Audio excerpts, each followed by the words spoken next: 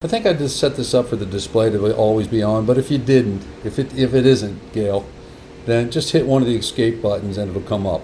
Here's what you see, okay? This is really simple. Your humidity. That number there, the 44, represents the actual conditions in the space. The 50% you see there represents the set point. The temperature of 87.0 represents the space temperature, and the 86 represents the space temperature set point. And then the pool 1 temp is the water.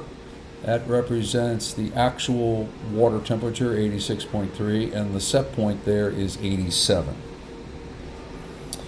Okay, so now we go to programming. It gives you status messages.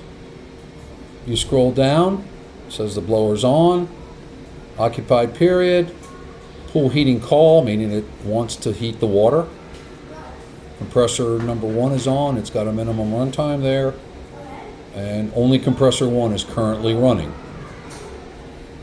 Okay, then hit escape, and you can go down to the auto off menu.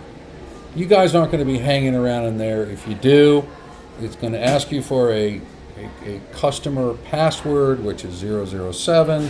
This is a tech password, and that's how you get into to change the turning on and off, but you guys aren't going to be hanging out of there. So we'll escape out of there. Now we'll go to sensor readings. This is mainly for technicians. You already get that on the main screen, but the temperature of the air is 86.7, humidity is 44. Scroll down, my supply air is 71. Here's my pool in, pool out. It wants to heat the water, leaving warmer. There's my evaporator, there's my discharge. Again, these are mainly technician features. If you go down a little further, here's your set points. If you want to change your set point, you go to the cursor, you go up, it's going to ask you for a password. You hit enter, enter. It's 1 and 7, enter. Then you hit enter again. It takes you to there. You go up, you go down, you go up, you go down. Oops. Hang on. You go up, you go down, you go back to 86, you go up, you go down, 87. And then you can escape out of there.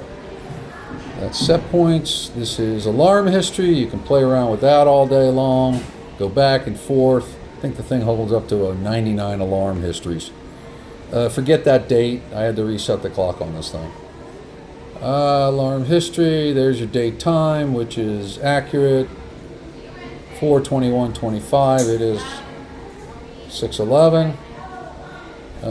Date service. You don't need this, but the passcode is there.